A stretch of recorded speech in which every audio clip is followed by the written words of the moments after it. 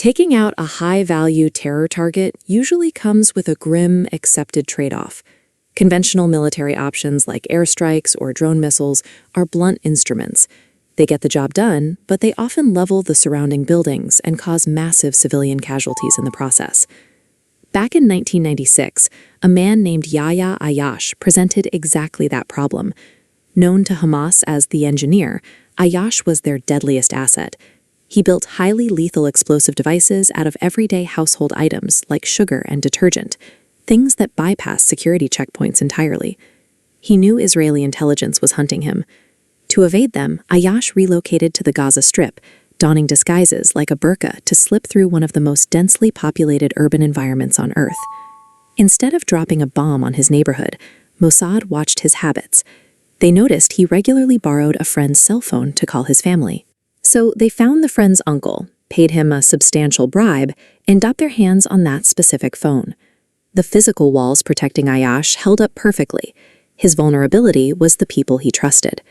Mossad simply slipped through the cracks of his human network. The weapon they used was entirely invisible. Mossad agents opened up that borrowed Motorola flip phone and packed about 50 grams of RDX, a highly stable, potent explosive, directly into the casing. At roughly 8 a.m., the phone rang.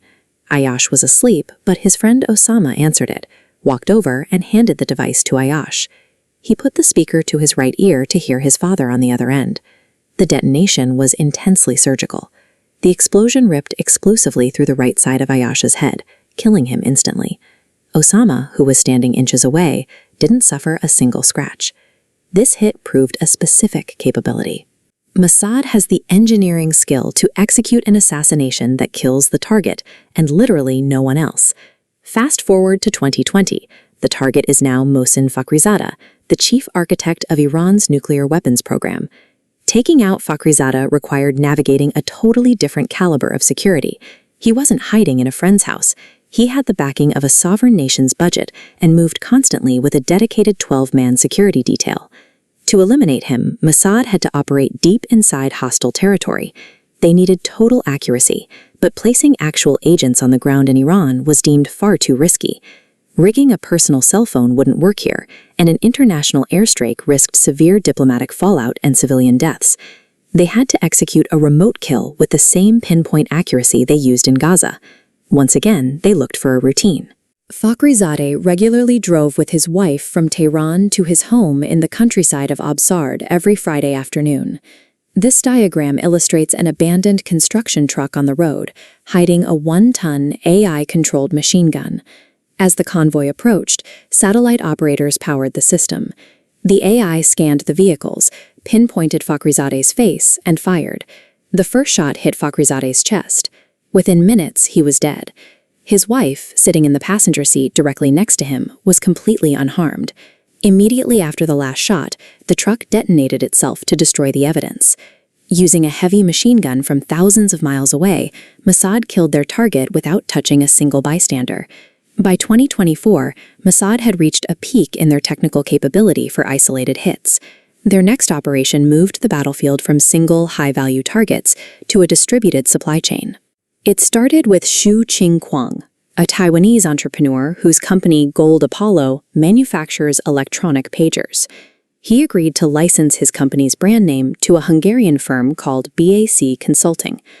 According to public filings, BAC Consulting had roughly $320 in its bank account. It was a fake front company established by Mossad years in advance to intercept Hezbollah's supply chain. As shown here, Mossad physically built these specific pagers.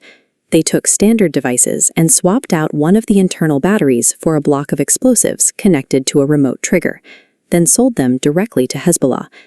This shift in methodology replaced the localized trap with a decentralized web designed to arm thousands of individuals simultaneously. On the morning of September 11, 2024, someone pushed a button and hundreds of those pagers detonated simultaneously across Lebanon and Syria. These devices weren't sitting in isolated safe houses or on empty rural roads. They went off while people were standing in grocery store lines, walking down the street, and sitting at home with their families. Within minutes, 37 people were dead and more than 3,000 were injured. The next day, a second wave of explosions ripped through the country, this time using rigged two-way radios with even larger explosive payloads. Look at the difference. We went from a rigged cell phone that spared a man standing inches away to a blind, remote-controlled bombing campaign across entire city blocks. The hits on Yahya Ayash and Mohsen Fakhrizadeh provide the baseline of what is technically possible, a target eliminated with zero bystanders harmed. When the same organization executes an operation that results in thousands of civilian casualties, it suggests the outcome wasn't a failure of precision, but a shift in the standard of precision itself.